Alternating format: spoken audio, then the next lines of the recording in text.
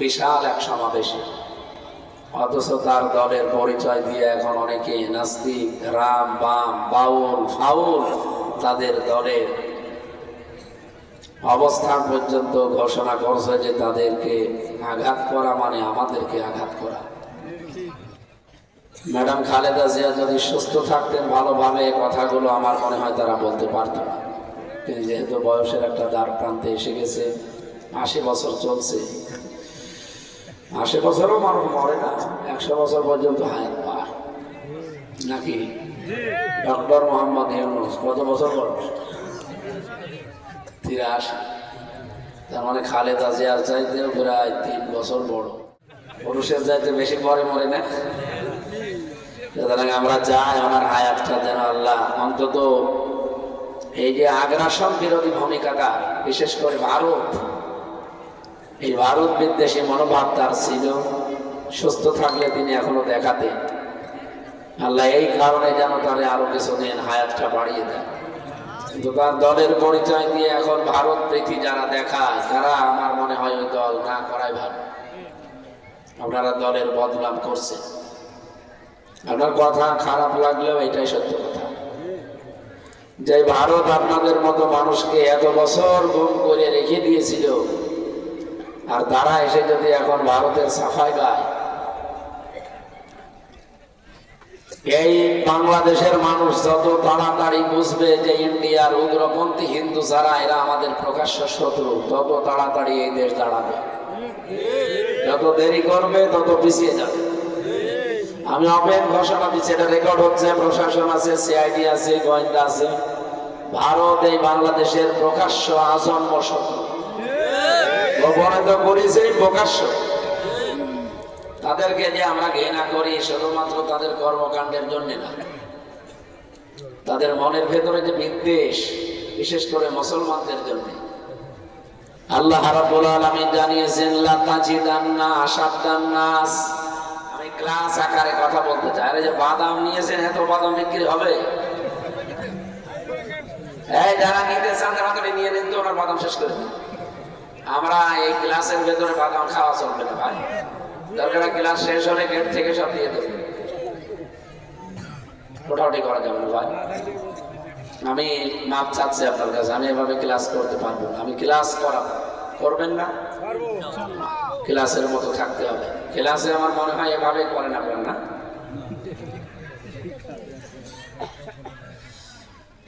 কুষ্টিয়াবাসী কোরআনে কারিমের সূরা মায়েদার এই ৮৩ নাম্বার আয়াতে, ৮২ নাম্বার আয়াতে আল্লাহ জানিয়েছেন, লামে তাকিদ দিয়ে, নুনে সাকিলা দিয়ে, অবশ্যই হে নবী আপনি দেখতে পাবেন পৃথিবীতে মুসলমানদের জন্য জঘন্যতম শত্রু হিসাবে দুইটা জাতি কাজ করছে, এ কিয়ামত পর্যন্ত করতে থাকবে। কত শক্ত কথা আল্লাহ দিলেন, আল্লাহ কি না বুঝে দিয়েছেন? উনি যেহেতু অতীত, বর্তমান, ভবিষ্যৎ সব জানেন, এই জন্য বুঝেই দিয়েছেন লা তাজিদান্না, অবশ্যই আপনি দেখতে পাবেন আশাদ্দান নাস। এটা আসলে তাফসীর সুপারলেটিভ ডিগ্রি, এর উপরে আর কোনো শব্দ আরবিতে নেই। সব চাইতে ভয়ঙ্কর জঘন্যতম শত্রু হিসাবে আপনি দেখবেন মানুষের ভেতরে আদাওয়াতাল লিল্লাযিনা আমানুল ইয়াহুদা ওয়াল্লাযিনা আশরাকু। এক নম্বরে তামাম দুনিয়ায় মুসলমান নিধন করার জন্য চেষ্টা চালাবে ইহুদিরা, ২ নম্বরে মুশরিকরা। আপনি একটু হে আয়াতটার দিকে তাকিয়ে বলেন তো, আয়াতটা কি ১০০% সত্য না ৯৮% আরো জোরে বলেন। ১০০% যদি আমরা মুসলমান যারা আছি বিশ্বাস করে থাকি, এ কথা আপনাকে এখনই বিশ্বাস করে প্রমাণ দেওয়া লাগবে। ইহুদি আর মুশরিক যারা, মুশরিক মানে শুধু হিন্দু না, আল্লাহর সাথে যারা শিরিক করে তারা মুশরিক। কথা বলে না, সে বিশ্বাসে হতে পারে, কর্মে হতে পারে, আচরণে হতে পারে। পৃথিবীতে যারা আল্লাহর সাথে শিরিক করে সে যেই হোক, এটা মুশরিক। এই মুশরিকদেরকে আপনি মুসলমানদের বিরুদ্ধে জঘন্যতম শত্রুতা করতে দেখতে পাবেন। এই জন্য আমরা তাদের ঘৃণা করি। তাছাড়া হিন্দু যারা এমনিতে সাধারণ সেনারে আমি আপনাদের ঘৃণাও করি না, এমনকি আপনাদের আমি দূরে সরিয়েও দিই না। কিন্তু ওগুলো যারা মনের মরিদ যারা, এ মানুষগুলো মানুষ নামে জানোয়ার এবং কলঙ্ক। গরু জবাই করার কারণে যারা ভারতে মুসলমান পিটিয়ে মেরে ফেলে, এমনকি আল্লাহর ঘর মসজিদ পর্যন্ত যারা ভেঙে দিয়েছে, এরা কি মানুষ না জানোয়ার? বলেন বলেন। আমরা ওই জানোয়ার গুলোকে ঘৃণা করি। এর পরের আয়াতে আল্লাহ দিয়েছেন, হে নবী আপনি দেখতে পাবেন তুলনামূলক ভাবে খ্রিস্টান যারা, নাসারা যারা, তারাও আপনাদের শত্রু, কিন্তু তারা একটু কম। তামাম পৃথিবীতে সবচাইতে বেশি মানুষ বাস করে খ্রিস্টান ধর্মে, প্রায় 250 কোটির উপরে। 710 কোটি মানুষ তামাম দুনিয়ায় এখন, মাত্র 175 কোটি আমরা মুসলিম, আর 535 কোটি সব কাফের। এই কাফেরদের ভেতরে জঘন্যতম ইহুদি, 2 নম্বরে মুশরিক, 3 নম্বরে দাঁড়িয়েছে খ্রিস্টানরা। খ্রিস্টানদের ঈমান নেই, কারণ তারা 3 খোদায় বিশ্বাস করে। ওরা বলে আল্লাহ একজন আছে, মানি আল্লাহর স্ত্রী আছে মরিয়ম। ওরা শব্দটা কি বলে? মরিয়ম। অথচ মরিয়ম নামে কোরআনে আল্লাহ কিছু দেয়নি, দিয়েছে মারিয়াম। যাদের মেয়ের নাম লিখেছেন, যাদের বোনের নাম রেখেছেন, স্ত্রীর নাম যাদের আছে মারিয়াম, অনেকে মরিয়ম বলে ডাকে। এটা বিকৃতি। এই যে আবুল সরকার যেভাবে কোরআনের আয়াত বিকৃতি করছে, আল্লাহ মানুষ হিসাবে নাস শব্দটা ব্যবহার করেছে। কুল আউযু বিরাব্বিন নাস, নবী আপনি বলেন আমি আশ্রয় চাই মানুষের মালিকের কাছে। এখানে নাস মানে মানুষ, নাস মানে কি? আর এই শয়তান কুলাঙ্গার কোরআনের আয়াতের বিকৃতি করে বলছে নাস মানে নাস। আল্লাহ নাচতে বলেছে। এখনো পর্যন্ত অনেকে জেনে শুনে অনেক সুশীল নাস্তিক মার্কা সুশীল যারা, তারা ওদের পক্ষ নিয়ে এখনো পর্যন্ত মশাল মিছিল করে। সাহস পায় কোথায়? আগা থেকে গোড়া পর্যন্ত পিটানো লাগবে এদের। কথা বলে না, ওরা যদি আমির হামজাকে গালি দিত, আল্লাহর কসম আমি কিছুই বলতাম না। যদি আমার বাবা রিয়াজউদ্দিনকেও গালি দিত, কিছুই বলতাম না, গালি দেন। কিন্তু আপনি সরাসরি আল্লাহর গায়ে হাত দিয়েছেন। কথা বলে না, আল্লাহর কোনো আগা মাথা নেই। কোন মুসলমান যার হালকা ঈমানও আছে, ও ইসলামী দল না করতে পারে, হালকা ঈমানও যার আছে, সেও কি স্থির থাকার কথা? কিন্তু যারা তাদের পক্ষ নেই, বুঝতে হবে তাদের ঈমানই নেই।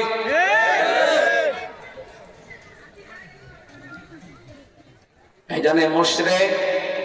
এরপরে আল্লাহ যেহেতু নাসারাদের নাম দিয়েছে, 3 নম্বরে ওরা মনে করে তাহলে এখান থেকে সংশোধনী কি, মরিয়ম বলে আর ডাকা যাবে না, তাহলে গোনাহ হবে। মারিয়াম বলা যাবে। কি কথা বুঝতেছে? কি বলা লাগবে?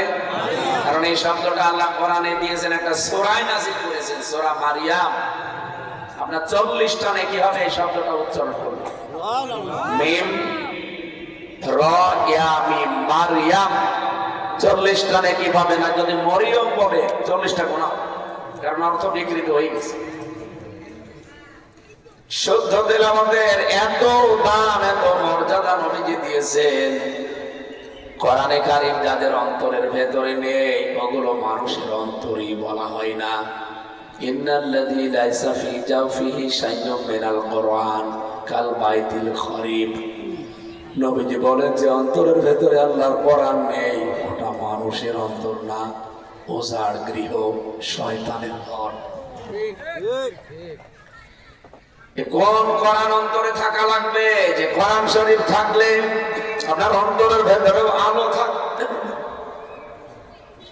বহু মানুষ এখানে আমি জানি বসে আছেন যারা কোরআন পড়তেও পারে, কিন্তু অশুদ্ধ। কি কথা বললেন? এই যে মাঝে মাঝে কি যে তেলাওয়াত শুনি, বঙ্গবন্ধুর দোয়া করার আগে তেলাওয়াত করে, ওকে কোরআন শরীফ নাজিল করে না পড়ে তা আল্লাহ জানে। গোপালগঞ্জের এক মৌলবীর দোয়া শুনছিলাম, উনি আলেম না মৌলবী, বঙ্গবন্ধুকে জাহান্নামের একেবারে মাঝখানে পাঠিয়ে দিয়েছে। ওর আগে যে তেলাওয়াত গুলো বললো সূরা ফাতিহা, সূরা ইখলাস, আমার মনে হচ্ছে ওর জীবনে ওইভাবে পড়লে নামাজ হয় না। ইযা জা নাসরুল্লাহি ওয়াল ফাত, এখানে নুন সাদ র নাসর আছে। নাসর মানে সাহায্য। আল্লাহ পাক বলেন যখন আল্লাহর সাহায্য আসবে তখন আপনি বিজয় দেখতে পাবেন। তো কেউ যদি এখানে সাদ বাদ দিয়ে সিন উচ্চারণ করে, ইযা জা নাসরুল্লাহি ওয়াল ফাত, সাদ মদ্দল হয়ে উচ্চারণ হয়। এটা যদি কেউ সিম্পলি উচ্চারণ করে নাসরুল্লাহ, নাসরুল্লাহ সাদ মদ্দল না করে সিন দিয়ে উচ্চারণ করলে নুন সিন র, এই নাসর মানে ঈগল পাখি।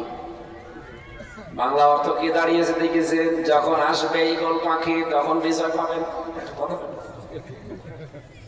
খালি একটা অক্ষর পাল্টিয়েছেন আপনি, পুরো অর্থ চেঞ্জ হয়ে গেছে। কুষ্টিয়াবাসী, আমি যেটা এখান থেকে বলতে চাই, খ্রিস্টানরা যেহেতু মরিয়ম বলে ডাকে, এমনকি তারা আল্লাহর স্ত্রী বলে, তাকে বলেন নাউজুবিল্লাহ, এবং তারা হযরত ঈসা আলাইহিস সালামকে বলে এটা আল্লাহর সন্তান। এজন্য খ্রিস্টানরাও কাফের। খ্রিস্টানরা কি কাফের হলেও তারা মুসলমানদের শত্রুতা খুব বেশি না, ওরা কাছাকাছি শত্রু। ইহুদি খ্রিস্টানদের মধ্যে তো জঘন্য না। তামাম দুনিয়ার দিকে তাকিয়ে বলেন, আমি যতটুকু লেখাপড়া করি, দেখি, বুঝি, ইহুদি এবং মুশরিকদের চাইতে খ্রিস্টানরা মুসলমানদের একটু আপন।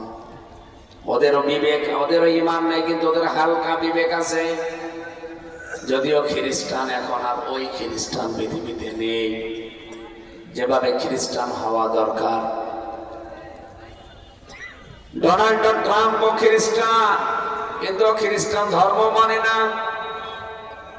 এখানে খ্রিস্টান যারা, তাদের মুখের কথা এবং মনের ভেতরে একটা আকুতি আছে যে মুসলমানদের আমরাও শত্রু, কিন্তু এত জঘন্য না।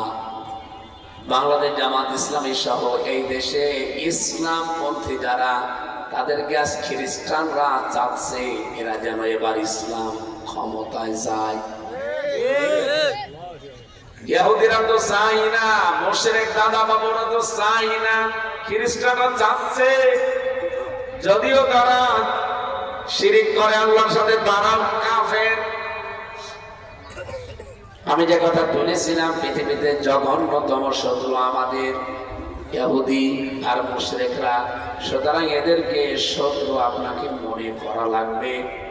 শত্রু যদি মনে না করেন, এটার দ্বারা যে আঘাত আসবে আপনি সহ্য করতে পারবেন না। আমার কথার অর্থ বুঝেছে? এই জন্য পৃথিবীতে নিকৃষ্টতম মানুষ আমরা মনে করি 1 নম্বরে ইহুদি, 2 নম্বরে মুশরিক। মুসলমানদের ভেতরে এখন যেহেতু শিরিক প্রবণতাটা বেশি, নামে মুসলমান কিন্তু কাজ করে সব আল্লাহর সাথে শিরিকপূর্ণ। শিরিক যারা করে তারা আমরা বলি মুশরিক হয়ে যায়। এই জন্য তারা এখন মুসলমান নাম নিয়ে প্রকৃত মুসলমানদের বিরোধিতা করছে। এই কথা বলছে কোরআনে কারিমে বহুবার এই আয়াতটা মানুষকে বুঝিয়েছি। সূরা শূরার 13 নম্বর আয়াতের শেষের আগে আছে, কাবুরা আলাল মুশরিকিনা মা তাদউহুম ইলাইহি। হে নবী, আপনি যেদিকে মানুষকে ডাকেন যে আসো আল্লাহর বিধান এই জমিনে কায়েম করি, এটা শুনলে সবচাইতে বেশি মন খারাপ করবে, রাগ হবে মুশরিকদের। আল্লাহর এই জমিনে 54 বছর আমরা ধরে চেষ্টা করছি, এমনকি তার আগে থেকে সেই 41 সাল থেকে সব মিলে প্রায় 83 বছর এই জমিন আল্লাহর বিধান চলবে। আল্লাহর এই কথা ছাড়া জামাত ইসলামী অন্য কথা বলে না, বলে। এ কথাই আমরাও বলছি। আমার এই 33 বছরের আমার মনে হয় প্রায় 20 বছরে আমি এক কথা বলি, যাদের বয়স 50 বছর তারা অলরেডি 35 থেকে 40 বছর এই কথাই বলে। আল্লামা সাঈদী 50-60 বছর একাধারে এই কথাই বলেছিলেন। কিন্তু তাদের সব চাইতে বড় বাধা দিয়েছে এই জমিনে দিন কায়েম না হোক যারা, তারা কিন্তু আমরা জানি কাফের না, তারা ইহুদি না, তারা খ্রিস্টানও না, তারা মুশরিক। এই কথা বলে না, কারণ শিরিক যারা করে তারা যেহেতু মুশরিক হয়ে যায়, তাদের কাছে খারাপ লাগবে, এটা কষ্ট হবে, তারা বাধা দেবে। এই কথাকে আমি বানালাম। ওয়াল্লাযী আরসালা রাসূলাহু বিল হুদা ওয়া দীনিল হক লিইয়ুযহিরাহু আলাদ দীনি কুল্লি ওয়ালাউ কারিহাল মুশরিকুন। তিনি সে আল্লাহ যিনি তার রাসূলকে দ্বীনে হক দিয়ে জমিনে পাঠিয়েছেন। শুধুমাত্র খেলাধুলা করবে তা না, কেন পাঠিয়েছিলেন? লিইয়ুযহিরাহু আলাদ দীনি কুল্লি, তার উদ্দেশ্য ছিল পৃথিবীতে যত ধর্ম বানানো আছে সব কিছুকে পেছনে ফেলে দিয়ে আল্লাহর দ্বীনকে বিজয় করবে। এই দায়িত্বটা সরাসরি আল্লাহ রাসূলকে দিয়ে পাঠিয়েছেন। এই জন্য রাসূলের জীবনী পড়ে দেখেন, যত নবীর জীবনী আমি এই ছোট জীবনে পড়লাম, প্রতিটি নবীর দায়িত্ব ছিল জমিন আল্লাহর, বিধান চলবে আল্লাহর। এটাকে যারা রাজনীতির বক্তব্য মনে করে মন খারাপ করেন, আপনি মুশরিক। কথা বলে না, ওয়ালাউ কারিহাল মুশরিকুন, যদিও মুশরিকদের খারাপ লাগবে, মন খারাপ হবে, কষ্ট হবে, এর চাইতে আবার স্পষ্ট কথা কি বলা যায়? এই ঘটনায় যারা আল্লাহর বিধানের কথা বললে, দ্বীন কায়েমের কথা বললে যে মুসলমানের রাগ হয়, বুঝবেন ও শিরিক করে মুশরিক হয়ে গেছে। মুশরিকের জন্য জানাজা দেওয়া যায় আছে, কবরে দেওয়া, কারণ তো এমনিও জাহান্নামে যাবে। তাহলে আমি মনে হয় এতক্ষণ পর্যন্ত যা বললাম তার সামারাইজ এইটা, সার মর্ম সার কথা এই যে আল্লাহর বিধানের কথা বললে রাগ হবে অটোমেটিক ভাবে মুশরিকদের।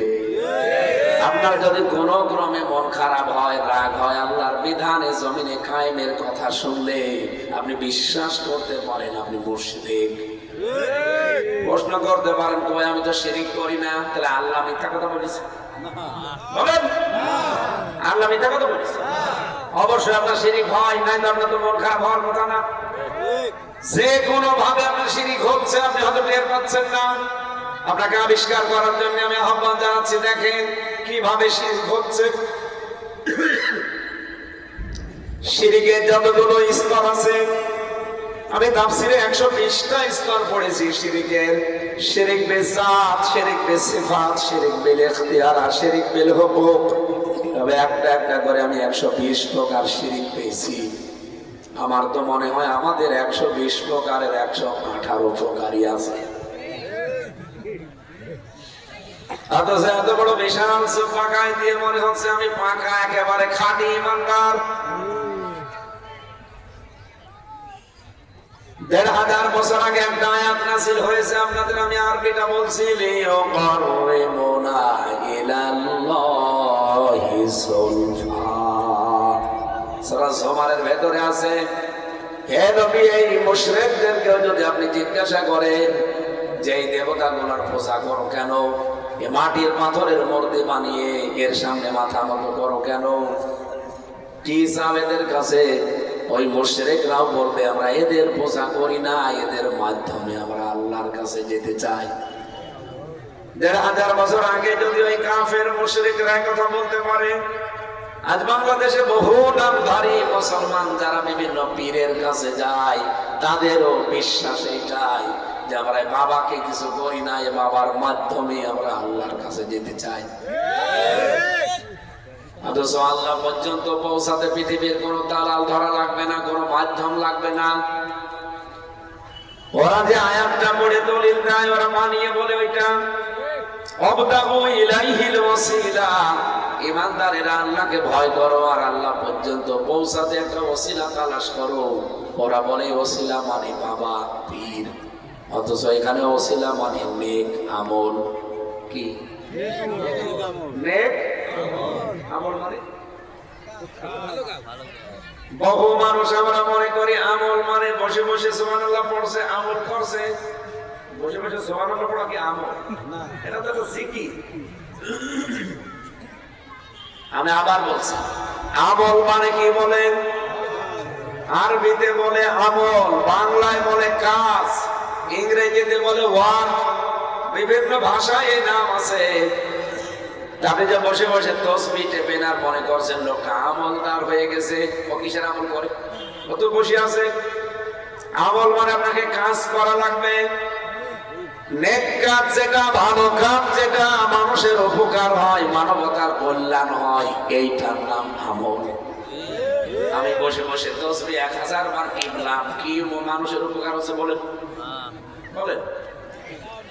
আপনাকে আল্লাহ শুধু জিকির করার জন্যই পাঠিয়েছে না, জিকির করবে, তাসবিহ করবে, আল্লাহর প্রশংসা করার জন্য। এ জগতের সৃষ্টির অভাব নেই। 7টা সূরায় আয়াতটা পেয়েছি, সাব্বাহা লিল্লাহি মা ফিস সামাওয়াতি ওয়া মা ফিল আরদ ওয়া হুয়াল আজিজুল হাকীম। শুনে নিয়ে আয়াতগুলো। আল্লাহ পাক বলেন, আসমান আর জমিনে যত সৃষ্টি আমি বানিয়েছি সবাই আমার তাসবিহ করছে, জিকির করছে। ও মানুষ, তোমাদেরকে আমি জিকির করার জন্য বানাইনি, তোমাদেরকে বানিয়েছি আমার খলিফা করে। কি করে? ইন্নী জাইলুন ফিল আরদি খলিফা, আমি জমিনে তোদেরকে খলিফা করে পাঠালাম। খলিফার কাজ কি? আমি আল্লাহ যেটা করতাম ওটা যেহেতু আমার দ্বারা সাজে না, এই জমিনে এসে আল্লাহ তার বিধান কায়েম করায় না, দায়িত্ব তার, কিন্তু এটাকে আল্লাহর শানে মানায়। কথা বলেন না, এটা যেহেতু মানাচ্ছে না, এই জন্য ওই দায়িত্বটা দিয়ে আল্লাহ আমাদের পাঠিয়েছেন।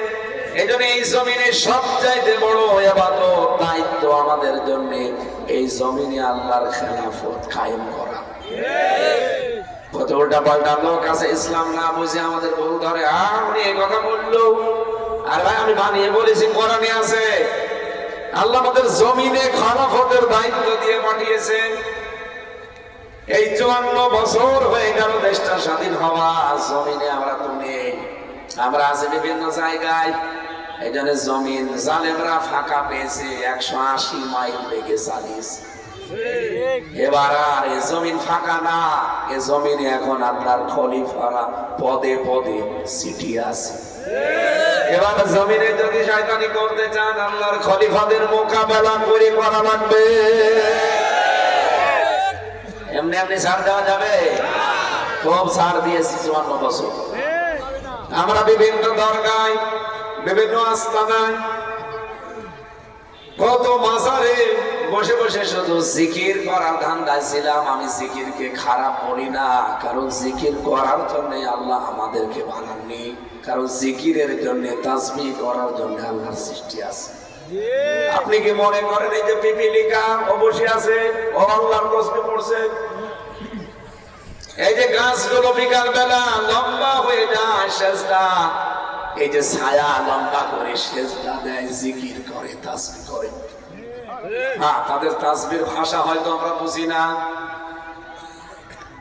কোরআনে কারিমে সূরা বনী ইসরাঈলে আল্লাহ জানিয়েছেন, হে নবী, আপনি তাদের তাসবিহর ভাষা হয়তো বোঝেন না, কিন্তু তারা তাসবিহ করে।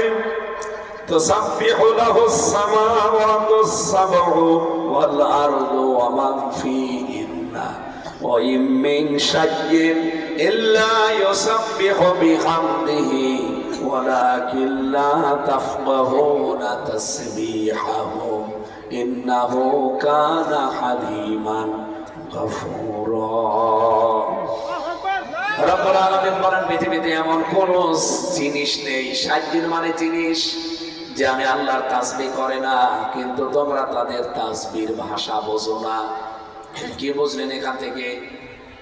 তসবিহ তাহলিল করার জন্য আল্লাহ আমাদেরকে বানাননি, আমাদের বানানোর একটা আলাদা উদ্দেশ্য আছে, সেটা এই জমিন জান হুকুম চালানো লাগবে।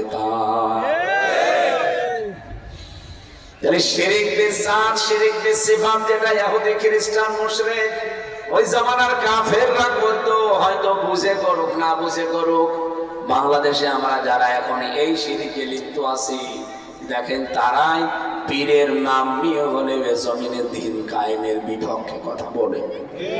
তার মানে পীর হয়েও অনেকে মুশরিক, এই কথা বলা লাগে। আলেম হয়েও অনেকে মুশরিক। সাফ কথা, আমার জমিনে দিন কায়েম হবে, আল্লাহর বিধান, এটা যারা চায় না তারা মুশরিক। আবু সাইদ ছিল মুশরিক। ও যদি মরে গেলে ওর জানাজা না হয় উদ্যোগ করে মাটিতে চিপে রাখে, পুঁতে ফেলে। এ জমিনেও যারা এভাবে মরবেন মুশরিক হয়ে, আমার মনে হয় আপনার জানাজা দেওয়া, কবরে দেওয়া এই অনুষ্ঠান বাংলাদেশে বন্ধ করা দরকার। কবরে দিয়ে তো আপনার লাভ নেই, কবরের মাটি নষ্ট হবে, আপনাকে পুড়িয়ে ফেলাই ভালো। কারণ 3.5 হাত জায়গা কম না, একটা মাটি বানিয়ে থাকতে পারবে। আপনি তো এমনিতেও জাহান্নামে যাবেন, মুশরিকরা যাবে কোথায়? আরো জোরে। যত মুশরিকরা জাহান্নামে যাবে আপনি আগেই পাঠিয়ে দেন। আমার কথার অর্থ বুঝে কি রাগ হয়ে গেল? বলেন বলেন। সাফ কথা এটা ভাই, বাংলাদেশে যারাই আল্লাহর বিধান কায়েম হোক এটা চাই না, সে যে দলের লোক হোক ও মুশরিক। আরো জোরে বলেন। সুতরাং এখানে আমরা যারা দল মত জাতি বর্ণ ধর্ম নির্বিশেষে এসেছি, অন্তত মুশরিক যদি থাকেও আশপাশে বিভিন্ন জায়গায়, এর ভেতরে আসেন, এসেছে না এখানে আসেন, হয়তো বিভিন্ন জায়গায় বসে আছে তারা, অন্য ধর্মের লোক তো থাকতেই পারে। মুসলমানদের ভেতরে যেহেতু মুশরিক থাকতে পারে, তারাও এখন দেখেন বিভিন্ন দোকানে বসে বসে গেজাচ্ছে যে ওয়াজ হচ্ছে না রাজনীতি হচ্ছে। আপনি চলেন আমার সাথে, আমি দোকানে বসে আপনাকে দেখাবো কি গেজানো গেজাচ্ছে। অথচ পেটে বোম মারেন। সূরা ফাতিহা যদি শুদ্ধ করে পড়তে পারে, ওরা আমি মিষ্টি খাওয়াবো, পড়তে পারবে না। দরুদ আর সালাম পড়ছে আমাদের নবী মুহাম্মদুর রাসূলুল্লাহ সাল্লাল্লাহু আলাইহি ওয়াসাল্লামের প্রতি। আপনারা জানেন আমি ধারাবাহিকভাবে কথা বলি, যেহেতু আজকে একটা গুরুত্বপূর্ণ সূরা। আপনারা মনে করছেন এই সূরা তো আমিও জানি, আপনি জানেন ঠিক আছে, এর ভেতরে আল্লাহ এত কথা দিয়েছে।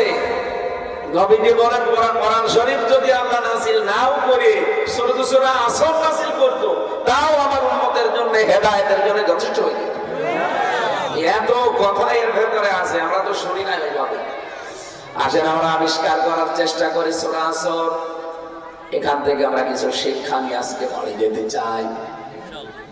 কোরআন শরীফের ভেতরে 3 আয়াত বিশিষ্ট 3টা সূরা পাবেন, আসর, নসর আর কাউসার। এই 3টা সূরায় 3 আয়াত করে আছে। বাকি কোন সূরায় কোরআনে 3 আয়াত নেই, সব 4, 5, 6 পাবেন। তাহলে 3 আয়াত বিশিষ্ট সূরা কয়টা? আরো জোরে। এই 3 আয়াত বিশিষ্ট সূরা যেটা নামাজ যারা পড়েন, এগুলো নামাজের শেষের রাকাতে পড়বেন। সূরা ফাতিহার পরে যেহেতু অন্য সূরা মেলানো লাগে, তাহলে এই সূরাগুলো প্রথম রাকাতে পড়ে পরের রাকাতে সূরা নসর আর কাউসার ছাড়া কোনো সূরা পাবেন না। এই জন্য আপনি যদি প্রথম রাকাতে এটা পড়ে ফেলেন, পরের রাকাতে কিন্তু সূরা ইখলাস দিয়ে পড়লেন, পরের রাকাতে পড়বেন কি? কারণ পরের রাকাতে 4 আয়াত 5 আয়াতের কমে আর সূরা নেই। সূরা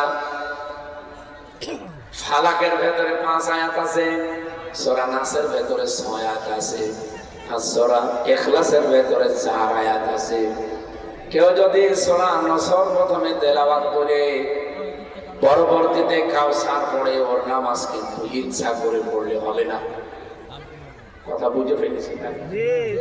ধারাবাহিক তারতিব ঠিক রাখা লাগবে। দিলে কোরআনে 3 আয়াত বিশিষ্ট সূরা আছে কয়টা? আসর, নসর, কাউসার। আজকে যেটা পড়লাম সূরা আসর, এটা কোরআনের 103 নাম্বার সূরা। মক্কায় নাযিল হয়েছে। ঐতিহাসিক প্রেক্ষাপট পড়তে গিয়ে পেয়েছি। এদিকে তাকান, এ সূরার আলোচ্য বিষয়ের ভেতরে লেখা আছে লাভ ক্ষতির সমীকরণ বা লাভ লোকসান। বিশ্বনবী মুহাম্মদ রাসূলুল্লাহ 1 থেকে 40 বছর পর্যন্ত পুরা আরব জাহানে তার কোনো বদনাম ছিল না। তিনি সবার কাছে ছিলেন আল আমিন আস সাদিক। মানুষ থেকে এত বিশ্বাস করত, নিজেদের দল যারা করে কাফেরদের ওই নেতাদের কাছে তারা টাকা পয়সা আমানত রাখত না। এই টাকাগুলো তারা আল আমিন আস সাদিক মুহাম্মদ রাসূলুল্লাহর কাছে রেখে দিত। নবীজি আমানতদার এত বেশি ছিলেন এই পৃথিবীতে।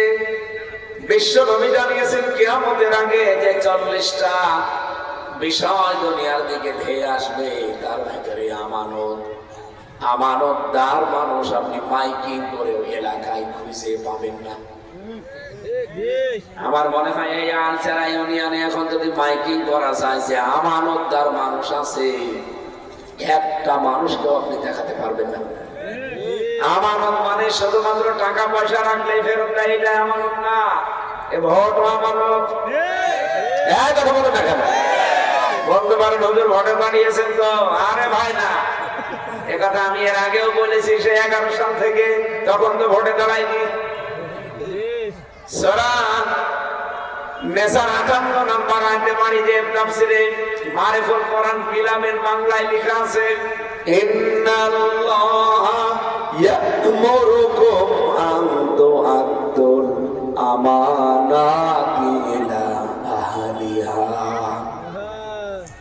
অবশ্যই আমি আল্লাহ তোমাদের সবাইকে নির্দেশ দিলাম, তোমাদের যাবতীয় আমানত তার প্রাপকের কাছে পৌঁছিয়ে দিবা।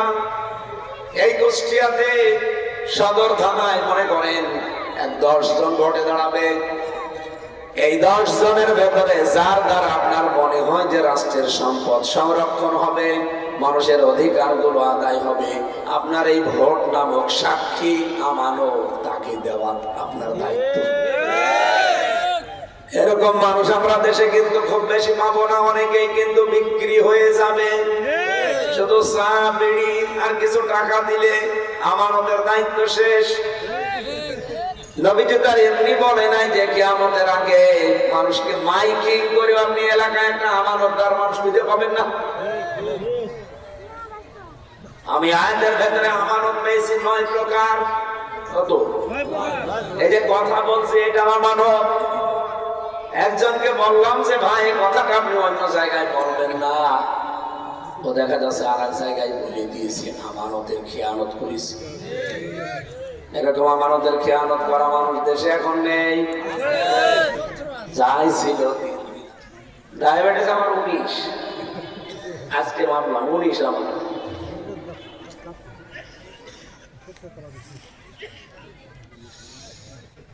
আমার ভাইরা সূরা আসরের তাফসীর করার জন্য বসেছি। যেহেতু বিশ্বনবী মুহাম্মদ রাসূলুল্লাহ আমানতদার ছিলেন, কেমন তার জীবন আমি 2 মিনিট বলছি।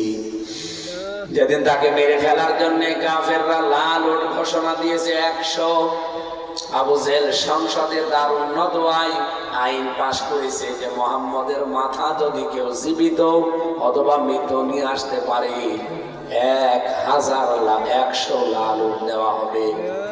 লাল ওট মানে এখন বাংলাদেশের 100টা এই যে এসবি ভলভো বাস, এক একটা বাস মানে একটা করে ওট। ওই জামানায় বলেন তো 100টা যদি এসবি বাসের মালিক, তাও ভলভো যেটা যেটা এক একটার দাম 6 কোটি 7 কোটি 10 কোটি করে দাম, এটা যদি আপনাকে বলা হয় যে আমির হামজার মাথা নিয়ে আসতে পারলে এই বাস দেওয়া হবে, এলাকায় কেউ বসে থাকবে না, সবাই দৌড়াবে। ওই জামানায় দৌড়িয়েছিল 22 জন তরবারি নিয়ে ছুটে গেছে নবীজির ঘরে। চারিদিকে তারা খোলা তরবারি নিয়ে দাঁড়িয়ে আছে।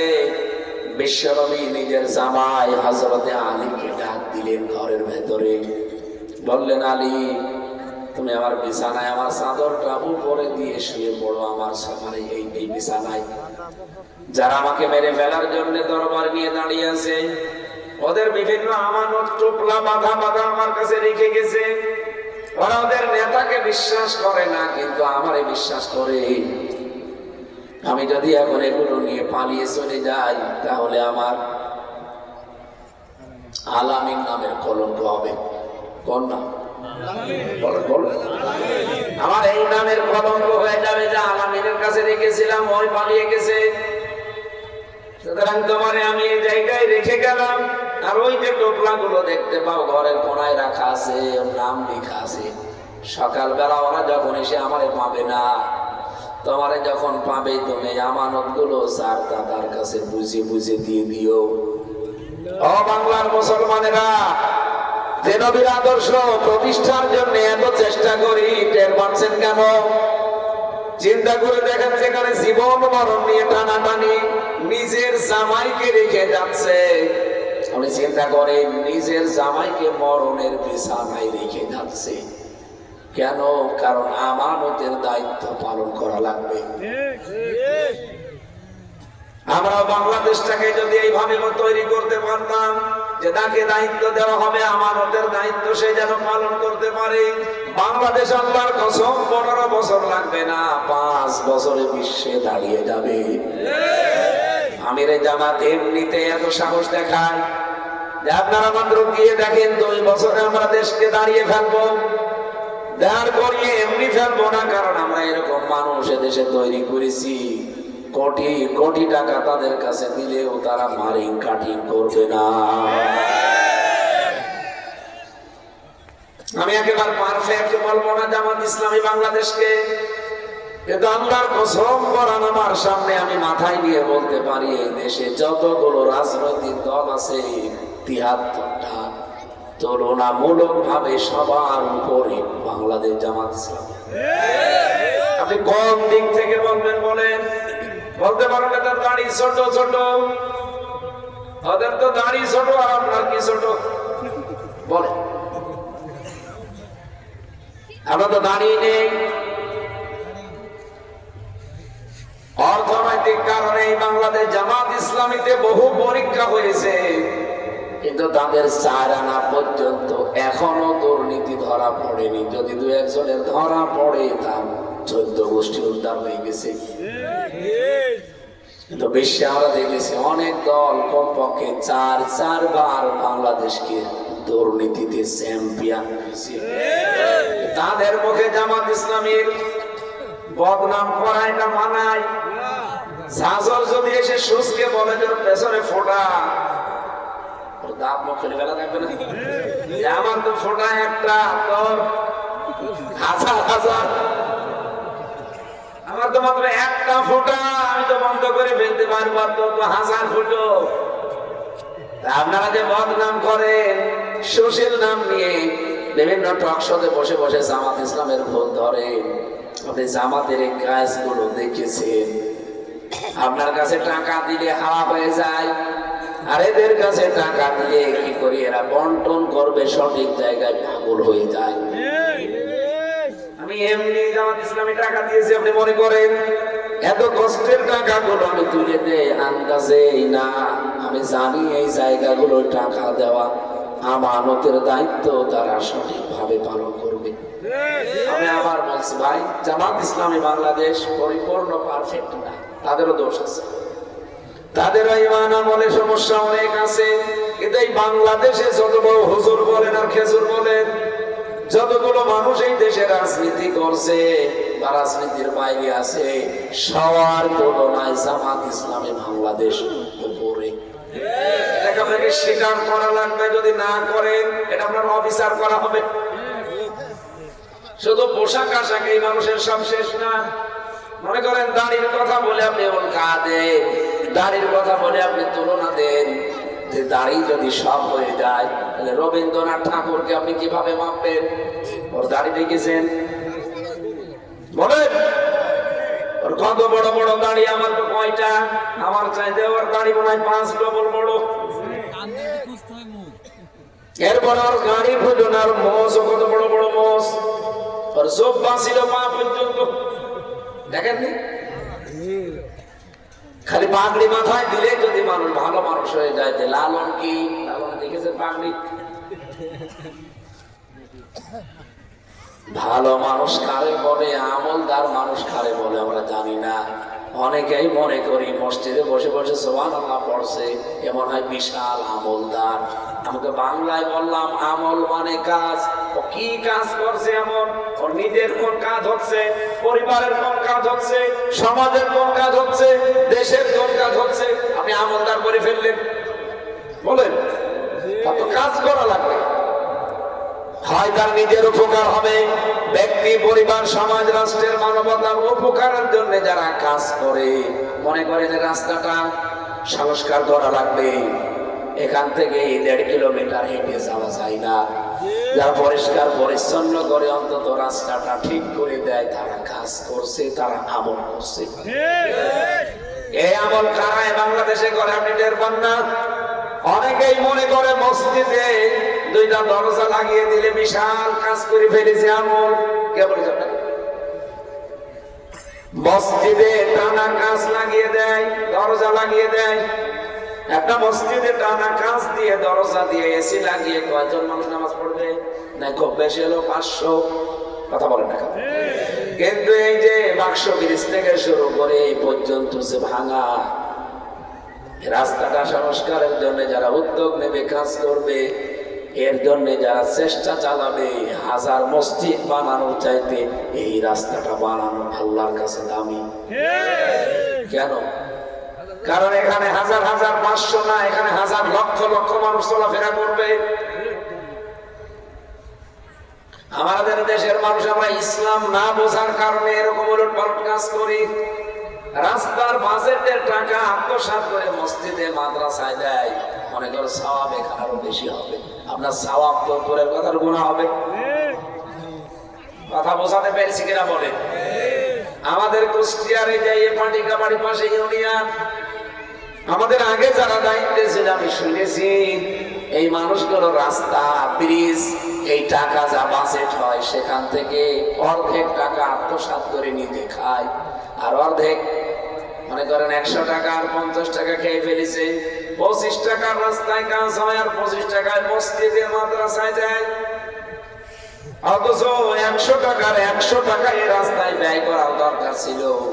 মসজিদে এসি লাগিয়ে দিয়েছেন, মোজাইক পাথর দিয়েছেন, টাইলস দিয়েছেন, 500, 600, 1000 মানুষ নামাজ পড়তো। কিন্তু কুষ্টিয়ার পাটিকাবাড়ি ইউনিয়নে, আইলচারার ইউনিয়নের এই রাস্তাগুলোতে লক্ষ কোটি মানুষ চলাফেরা করে। শুধু কি এই ইউনিয়নের মানুষ চলতো?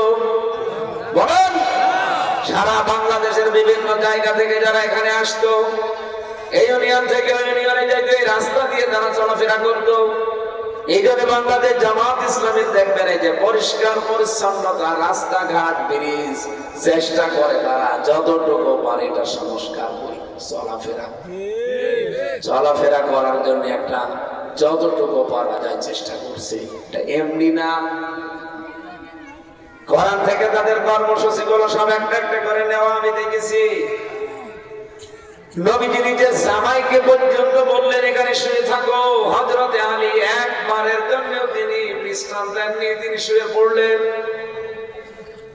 ওরা যখন এসেছে সকালবেলা ডাক দিয়ে বলে, মোহাম্মদ উঠে পড়ো, তোমার জীবনের শেষ দিন। নবীজি তো নেই, হযরতে আলী সব শুনতে পাচ্ছে। চিন্তা করছে কি করি এখন, এদের সাথে একটু ধস্তাধস্তি করা লাগবে। ওরা চাদর টানাটানি করে। একজন বলে এভাবে টানাটানি করে লাভ নেই, দাও, কোপ দিয়ে দাও, তরবারি দিয়ে। আর একজন বলছে না, একটু দেখে মারি, মারায় যখন লাগবে তো দেখে মারি।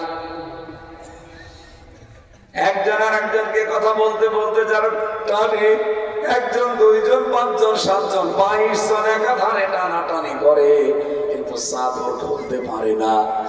হযরতে আলী পরবর্তীতে জানিয়েছেন ওই 22 জন না, তামাম দুনিয়ার সব মানুষ যদি আমার ওই দিন চাদর ধরে টান দিত, আমি যদি ইচ্ছা করে চাদর ছেড়ে না দিতাম, তামাম দুনিয়ার মানুষ টানলেও ছিঁড়তে পারতো না। আমি খালি ধস্তাধস্তি করছি, আমার মনের ভেতরে ধারণা আমি যত এদেরকে এখানে আটকে রাখতে পারবো, আমার নবী মদিনার দিকে 2 পা হলেও এগিয়ে যাবে। আমার বাংলার মুসলমানেরা আজ কিন্তু 1500 বছর পরে সেই সময় এসেছে। আমার মনে হয় যে নবীজির ইসলামকে রাষ্ট্রে প্রতিষ্ঠার জন্য যারা বাধা হয়ে দাঁড়াবে, এরকম 22 জনের মতো যে কোনো ভাবে ধস্তাধস্তি করে হোক, কথা বার্গেনিং করে হোক, তাদের আটকে রাখা লাগবে। মনে মনে চাইবেন আল্লাহর ইসলাম এদেশে 2 কদম এগিয়ে যায়। সবাই কথার অর্থ বুঝবেন না, যারা বোঝান আমার মনে হয় বুঝে ফেলেছেন। এক কথা বোঝেন? হযরত আলী বলেন, আমি ঠিক অনেকক্ষণ দস্তাদস্তি করে ছেড়ে দিলাম, কারণ মনের ভেতরে ধারণা ওরা যদি আন্দাজে কোপ দিয়ে দেয় আমি মরে যাব, আর আমি মারা যাওয়ার পরে ওরা দৌড় দেবে। আলী সকালবেলা ওদেরকে এই আমানত গুলো যার যার নাম লেখা ছিল পোটলা গুলো পৌঁছিয়ে দিলাম। যেই নবী আলামিন নামের কলঙ্ক হয়ে যেতে পারে, এই জন্য নিজের জামাইকে কাফেরদের দরবারের নিচে শুয়ে রেখেছে, তাও আমানতের দায়িত্ব পালন করেছে। আর সেই নবীর উম্মত আমরা যত বড় হই, আমানত আত্মসাৎ করার জম হই। এদেশে কিচ্ছু লাগবে না, শুধু আমানত গুলো যা রাষ্ট্রের মাঝে আসে, এগুলো যদি সত্যি এই 1628 জন মানুষ সঠিকভাবে ব্যয় করতে পারে, পৌঁছিয়ে দিতে পারে, আল্লাহর কসমে দেশের মানুষের অভাব থাকবে না। খালি পক্ষপাতিত্ব বন্ধ করা লাগবে।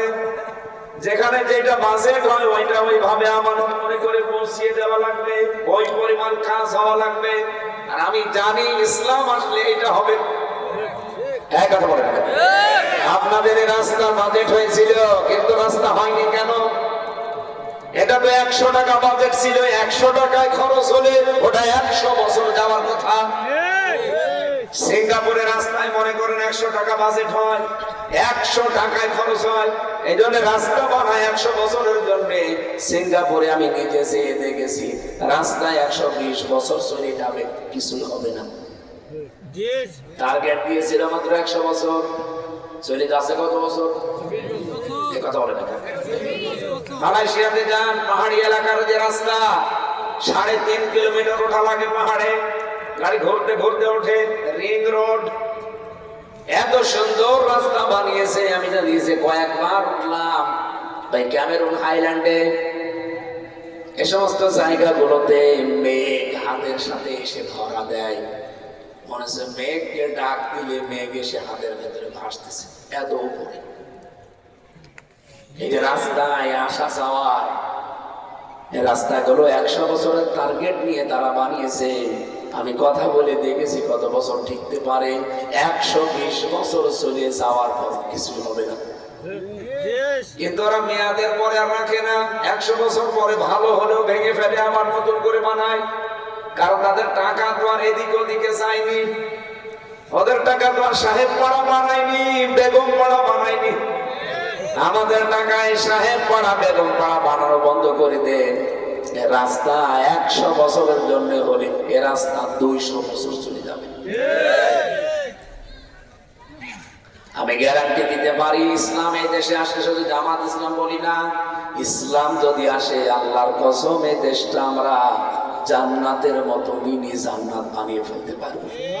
কোনো ভয় থাকবে না আপনার। একজন মহিলা কক্সবাজার থেকে পঞ্চগড়, টেকনাফ থেকে তেতুলিয়া 1150 কিলোমিটার পথ একা একা চলে যাবে, রাত নেই দিন নেই, মনের ভেতরে কোনো ভয় থাকবে না আল্লাহর ভয় ছাড়া। এরকম একটা দেশ আল্লাহ আমাদেরকে উপহার দিক, আমরা চাই না। এটা শুধু বসে বসে হো হো করলে হবে। এইটার জন্য তো কথা বলা হয়, যখন আপনি রাজনীতি মনে করেন কেন জানি, কারণ আপনার তো মারিং কাটিং বন্ধ হয়ে যাবে, রাস্তার বাজেট হবে বারবার, আর আপনি খাবেন, এটা তো করতে পারবেন না। আমি কি বেশি করে খাবেন? নবীজি মুহাম্মদ রাসূলুল্লাহকে আমানতদার হিসাবে নিজেদের নেতার কাছে টাকা রাখে না, টাকা রেখে যায় নবীজির কাছে। এই আমানতদার মানুষটা যখন কোরআন পেলেন হাতে, যখন বললেন কুল লা ইলাহা ইল্লাল্লাহ তুফলিহুন, বলো লা ইলাহা ইল্লাল্লাহ, সফল হয়ে যাবে, তখনই তার যে জনপ্রিয়তা ছিল আকাশচুম্বী, এটা ধস নেমে গেল। এখন যে মানুষগুলো এতদিন আলামিন বলেছে আর সাদিক বলেছে, সত্যবাদী আমানতদার, তারা এখন বলছে পাগল। হ্যাঁ, কথা বলে না, তারা এখন বলছে জাদুকর, তারা বলছে কবি, গণক, এমনকি মিথ্যাবাদী পর্যন্ত বলেছে। এতদিন যারা আমানতদার বললো, তারা আজকে যে গণক বলছে, পাগল বলছে, কি এমনি বলেন বলেন? ওদের স্বার্থে আঘাত লেগেছে। এই কারণে আমির হামজাকে 32 বছর পর্যন্ত কিছু করে নাই। যখনই বাংলাদেশ জামাত ইসলামে নমিনেশন দিয়েছে, এই দিন থেকে যা আরম্ভ হয়েছে, এই 32 বছরও হয়নি। আমির হামজা তো আগেও ছিল, তখন তো কিছু বললেন না। তখন তো একটা কথা, আমার কত ভিডিও অডিও রেকর্ড হয়ে আছে, সেগুলো তো কোনোদিন ছাড়েননি। এখন যারা 5 থেকে জন খসলে পেপার পত্রিকা করে দেন, কাটছাট করে ভিডিও গুলো ছাড়েন, আপনার উদ্দেশ্য জাতি বুঝে ফিরেছে। আমি দেওয়ালে পোস্টার লাগালে আমার দোষ, আর আপনি দেওয়ালে পোস্টার না কি লাগিয়েছেন? পুলিশ বক্স ভরে ফেলেছেন, একা বলছেন। আমি মোটরসাইকেল র্যালি করলে নাকি শহরে যানজট বাঁধে, আর আপনি করলে যানজট ছুটে যায়। এগুলো পাগলামি ছাড়া কি? আমার মনে হচ্ছে এগুলো আবু জেহেলের চাইতেও খারাপ হয়ে গেছে। পাগলা কোথায় কামড় দিলে দাও তো 14টা ইঞ্জেকশন দিলে ভালো হয়।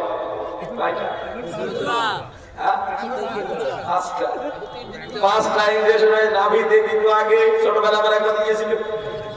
14টা। এই নাভির চারিদিকে ঘুরে ঘুরে 14টা ইঞ্জেকশন দিয়ে কোথায় কামড় দিয়েছে। পাগলা কোথায়? আমার মনে হচ্ছে এখন যারা এভাবে করছে, আপনাদের এই যে বললো না আব্দুল কুদ্দুস, ওদের এই 5টা ইঞ্জেকশন দেওয়া দরকার জায়গা মতো, তাছাড়া পাগলামি এদের ভালো হবে।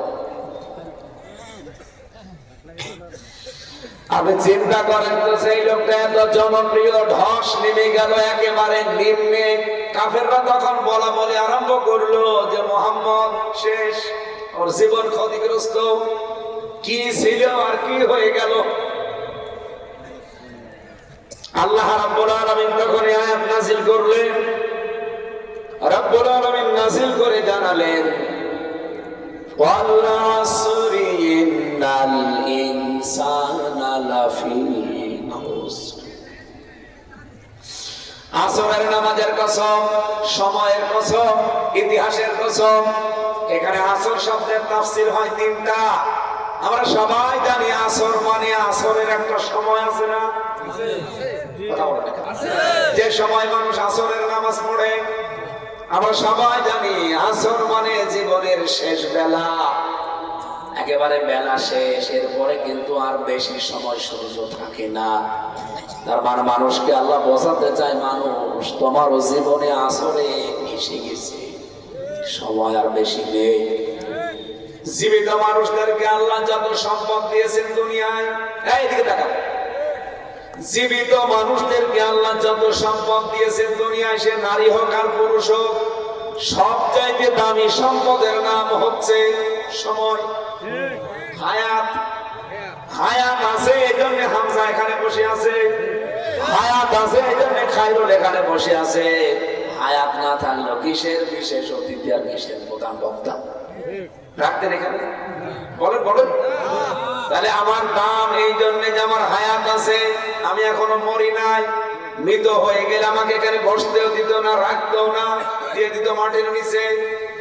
জীবিত মানুষদেরকে পৃথিবীতে আল্লাহ যা দিয়েছেন, সব চাইতে দামি সম্পদের নাম বলেন তো, আর একবার বলেন তো।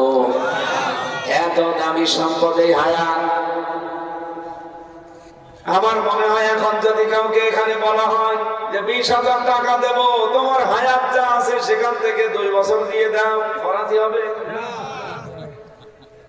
একটা গরিব মানুষ তাও বলবে না।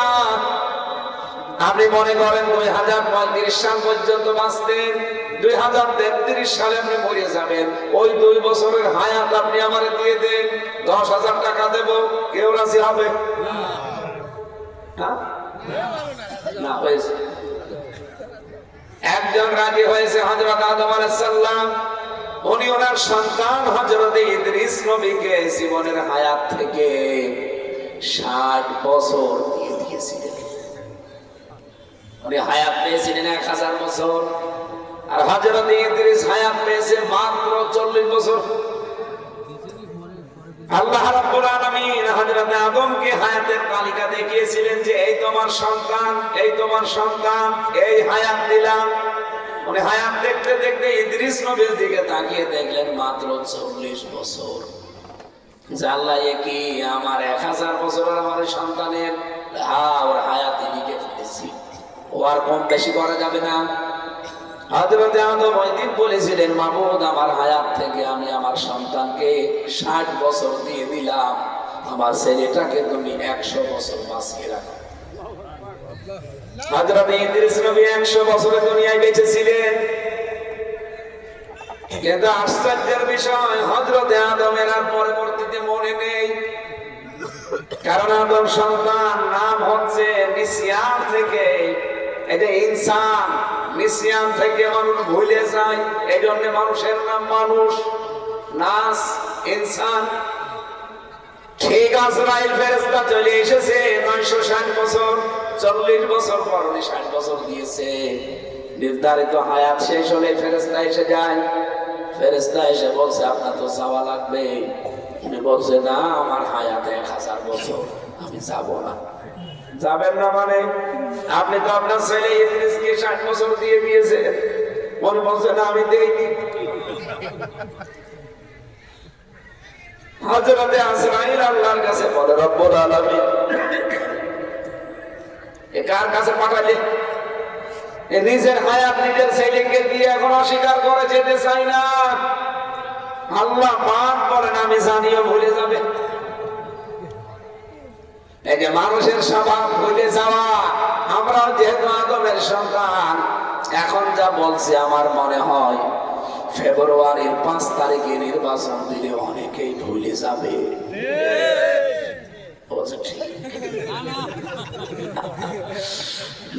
ভুলে গেলে হবে?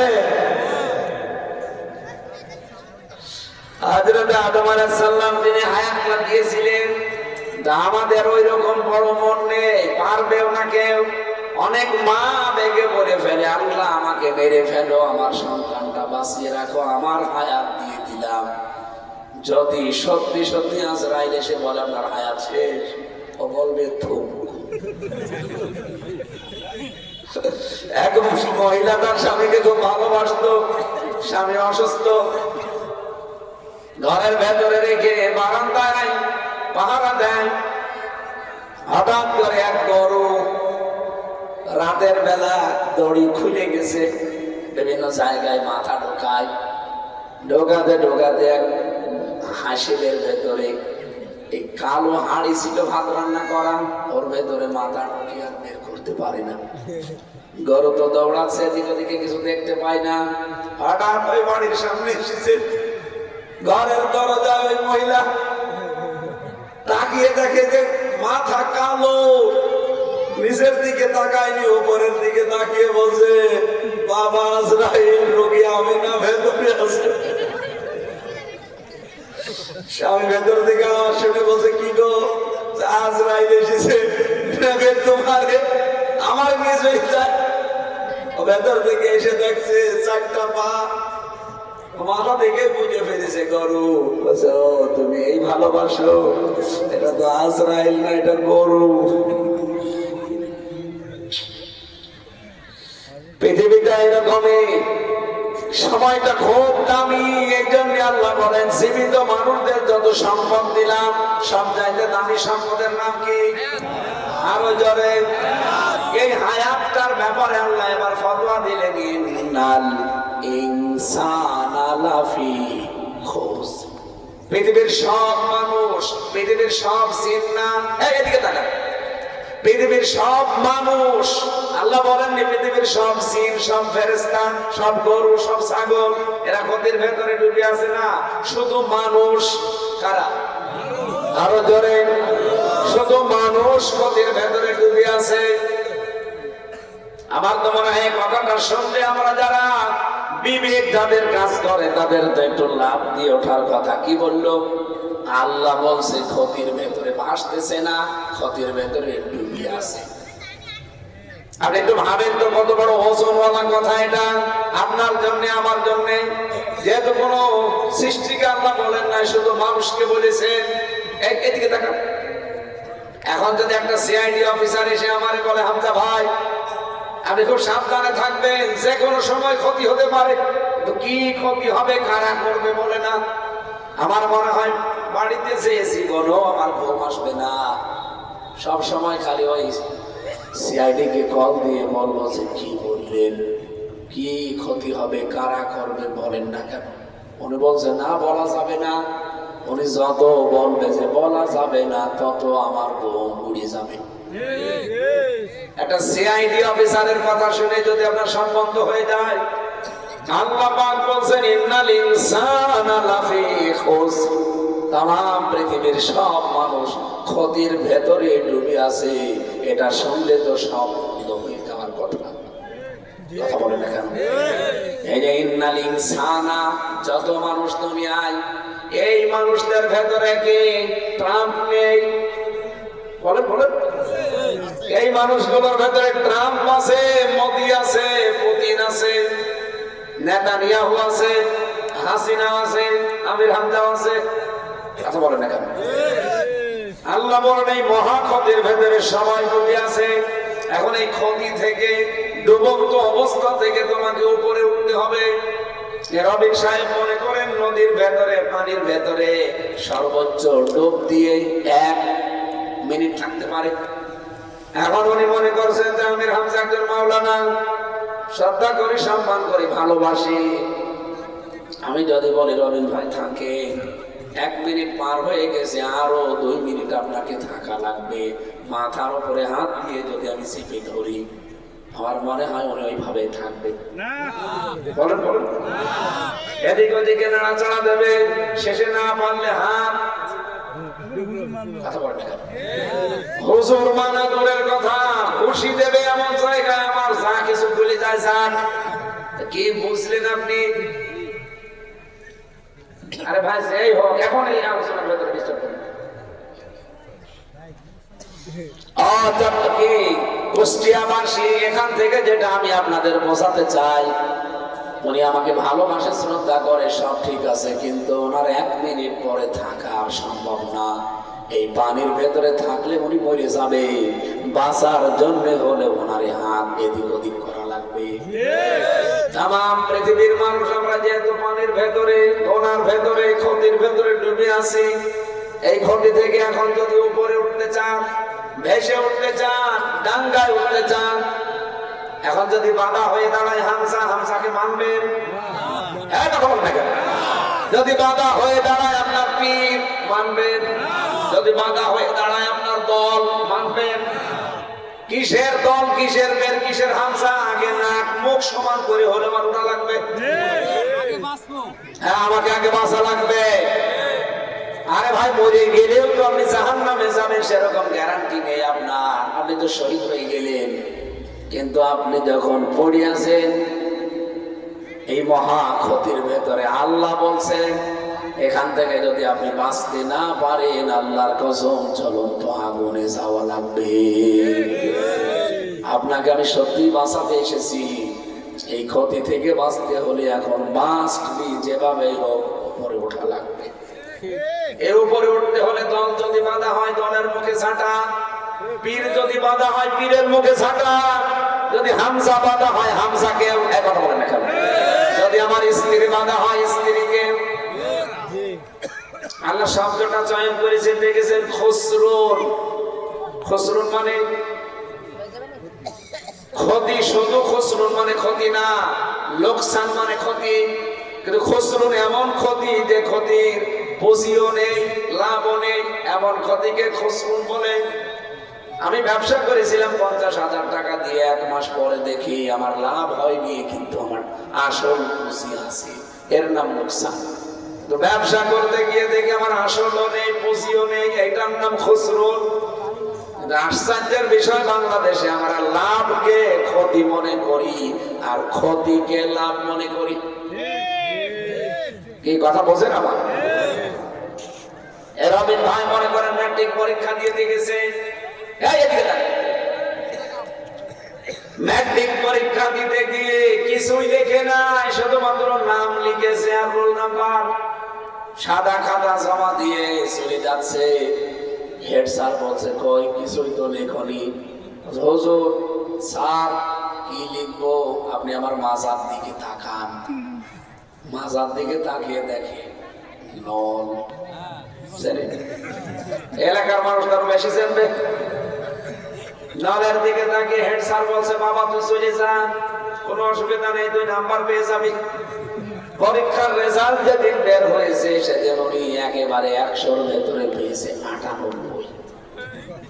ওনার মা বাবা খুশি, ওনার প্রেমিকা খুশি, এমনকি ওনার ভাই ভক্তর আত্মীয় স্বজন সবাই খুশি। এলাকার মানুষও আশ্চর্য, কি গো কোনদিন কলেজে যায় না, পড়াশোনা করে না, শুনলাম নাকি সাদা খাতা জমা দিয়েছে, তারপরও নাম্বার কত? আমার মনে হয় পুরাই ভদ্র আইন ছাড়া এলাকার সব মানুষ যদি বলে উনি সফল, আপনার বিবেক থাকলে বলা লাগবে উনি বিফল। আজকের মাহফিলের সভাপতি কি নাম ওনার? ডাক্তার আসিফুর রহমান। উনি পরীক্ষা দিচ্ছে কারো কাছে, দেখে না, কারো তা নকলও করে না, যতটুকু তার পড়াশোনা করা আছে লিখে দিয়েছে। পরীক্ষার রেজাল্ট বের হওয়ার পরে পেয়েছে মাত্র 33। কত? ওনার মা বাবা নারাজ, এলাকার মানুষও নারাজ, এর দিয়ে কি কিছু হবে না। 33, এত কষ্ট করে লেখাপড়া করিয়েছে, প্রাইভেট পড়িয়েছে, খরচ করেছে, মাত্র 33। ও তো রবিনের চাকর হবে, তাই বলবেন? না পড়ে 98 আর পড়াশোনা করে 33, ওর জীবনে কিছুই হবে না। আমার মনে হয় সারা বাংলাদেশ সহ বিশ্বের সবাই যদি বলে আজিবার ফেল, আজিবার জীবন শেষ, ব্যর্থ, ক্ষতিগ্রস্ত, আপনার বিবেক থাকলে বলা লাগবে সফল। কথা বলুন। এই যে মমিন সাহেব বসে আছে, উনি পরীক্ষা দিতে গেছে। পরীক্ষার আগের রাত্রে প্রশ্নপত্র পেয়েছিল হাতে, এখানে মন মতো লিখে নিয়েছে, একজনকে দিয়েছে এগুলো লিখে দে। আবার ওই দিন পরীক্ষার সময় বই নিয়ে গেছে সাথে করে, যেখানে যেটা দাড়ি কমা ফুল স্টপ কিছু বাদ যায়নি, সব ওইভাবেই দিয়েছে। ওখানে লেখা ছিল 10টা প্রশ্নের 5টা প্রশ্নের জবাব দিবা। সবাই যেহেতু বেশি পেয়েছে আর আগের রাতের প্রশ্নপত্র হাতে পাওয়া আছে, 10টার ভেতরে 10টা উত্তর দিয়েছে। পরীক্ষা যাদের রেজাল্ট বের হয়েছে সেদিন পেয়েছে 100-র ভেতরে 160।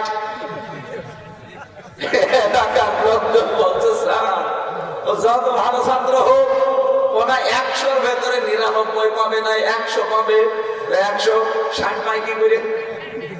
স্যার বলছে ও ছেলে পাই, আমি করবো কি? কারণ এই লেখা তো ওর না, কারণ ওর লেখা তো আমি চিনি, ও তো আগের রাতে লেখা। এমনকি আমি চেয়েছি যে 10টার ভেতরে 5টা প্রশ্নের উত্তর দিতে, ও এমন ভাবে টাইপ করেছে একেবারে দাড়ি কমা ফুল স্টপ কিছু বাদ নেই। আমি যে কাটাকাটি করবো সে ক্ষমতা আমার নেই। আমি নাম্বার দিতে দিতে দেখি 160। বলেন তো তাম পৃথিবী যদি বলে মমিন সফল, বিবেক থাকলে আপনাকে বলা লাগবে বিফল। হ্যাঁ বলেন। মমিনকে দিয়ে রবিনকে দিয়ে কোন চেয়ারে যদি বসানো, চেয়ার পর্যন্ত নষ্ট হয়ে যাবে। কিন্তু আজিবা সাহেবকে চেয়ারে বসালে চেয়ারের মান ঠিক থাকবে। তো নাম্বার কত?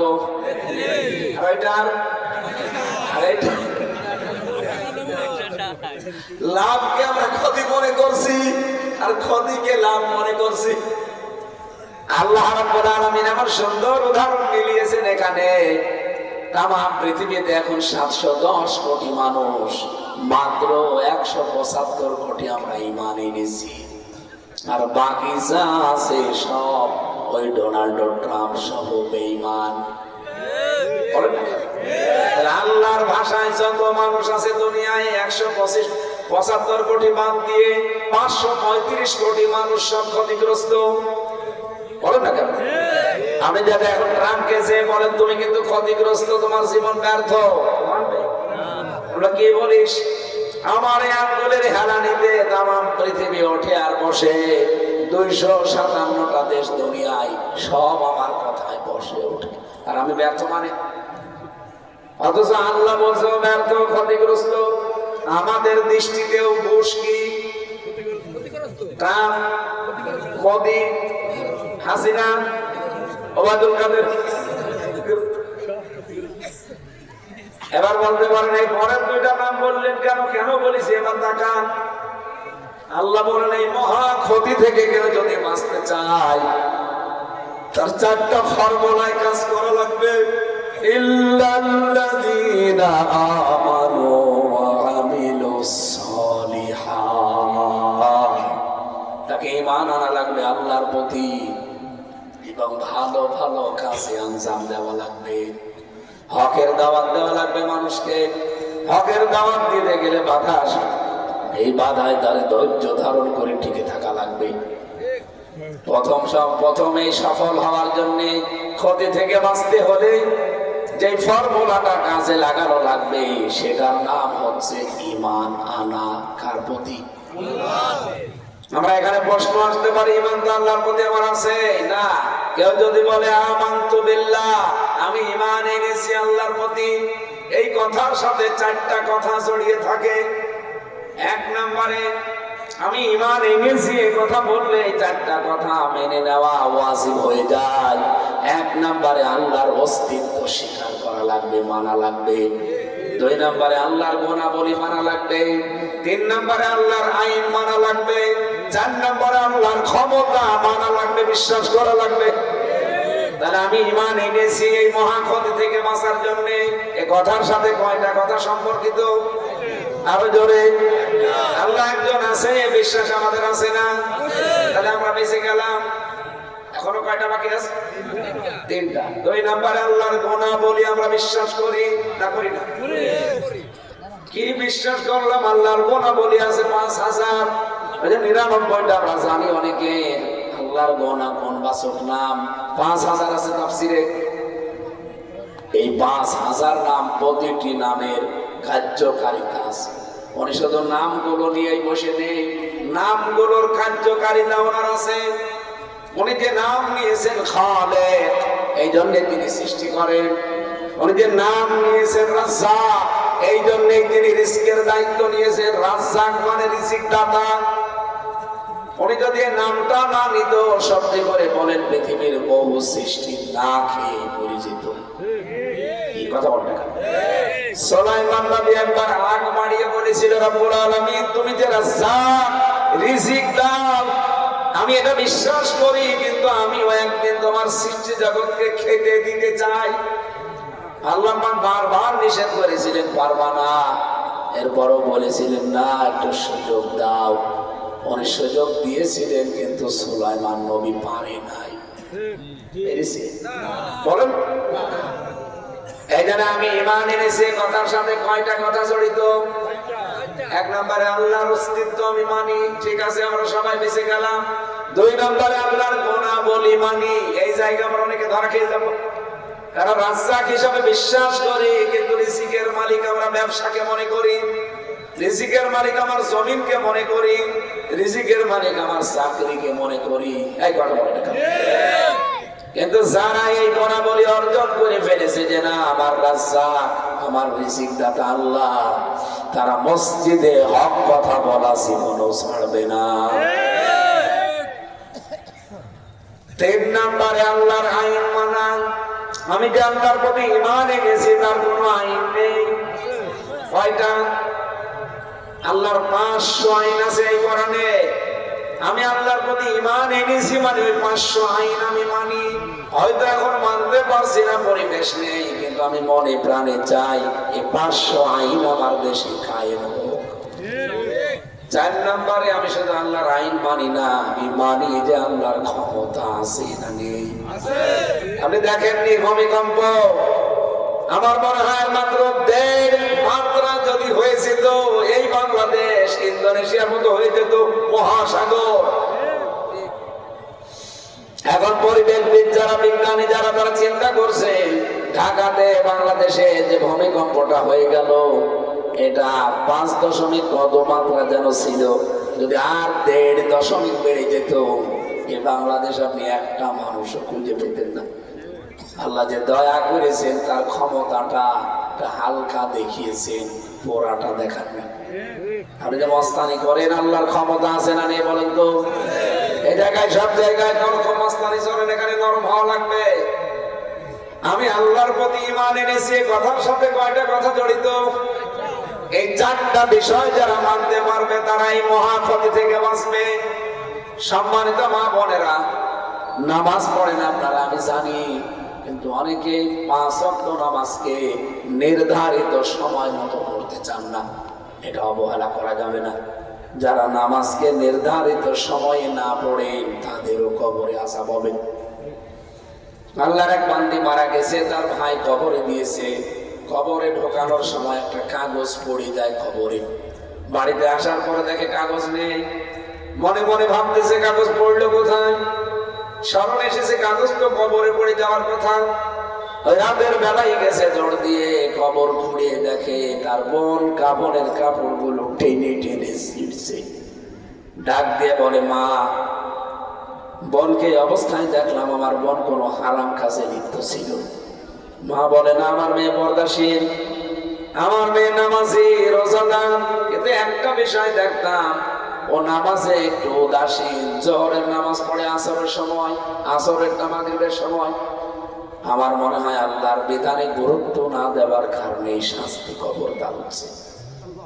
নামাজ পড়তো শুধু সময়, নামাজ সময় পড়তো না, এই জন্য যদি তার কবরে শাস্তি হয়। এখানে যে আল্লাহর ওই মহিলাগুলো বসে আছে, নামাজই পড়ে না, তাদের তো কবরে কিছুই হবে না। হ্যাঁ, মেয়েরা যারা এসেছেন, নামাজটা গুরুত্বপূর্ণ, নির্ধারিত সময়ে পড়বেন।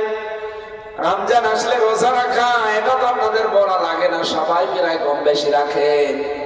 3 নম্বরে নিজের শরীরকে হেফাজতে রাখার চেষ্টা করা লাগবে। যৌবন এসেছে তাই বলে একেবারে স্রোতে গা ভাসিয়ে দেবেন না। এই যৌবন কিন্তু একদিন থাকবে না। রং ধরা যৌবন, জং ধরে শেষ। এমন একদিন আসবে আপনার দিকে কুকুর তাকাবে না। এখানে রূপ যৌবন আল্লাহ যা দিয়েছে, এটা অবশ্যই আমানত, এটা হেফাজত করে রাখার দায়িত্ব আপনার।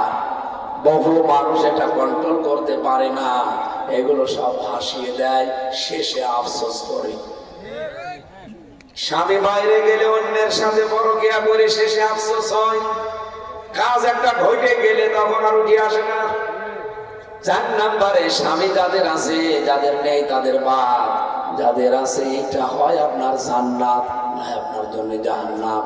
তাদের জায়েজ হুকুমগুলো মেনে খেদমতের মাধ্যমে আপনি জান্নাতের সুউচ্চ মাকাম অর্জন করবেন। খাদিজা রাদিয়াল্লাহু তাআলা আনহাকে আল্লাহ জান্নাত দিয়েছেন 2টা কারণে। 1 নম্বরে তার ঈমানের, 2 নম্বরে স্বামীর খেদমতের কারণে। আল্লাহ মা বোন যারা এখানে বসে আছেন, বহু মা বোনের স্বামী বিদেশের মাটিতে আছে, হাড় ভাঙা পরিশ্রম করে টাকা পয়সাগুলো পাঠায় আপনার শান্তি সুখের জন্য, আর আপনি এদিকে টাকা পয়সাগুলো অবৈধ কাজে ব্যয় করেন, নষ্ট করেন। তার কাছে জবাব দেবেন কি? আর একটা জগৎ আছে, কিয়ামতে কি জবাব দেবেন? মা বোনদেরকে আল্লাহ হযরতে ফাতেমাতুজ জোহরার মতো, হযরতে খাদিজাতুল কুবরার মতো হওয়ার তৌফিক দেন, বলেন আমিন।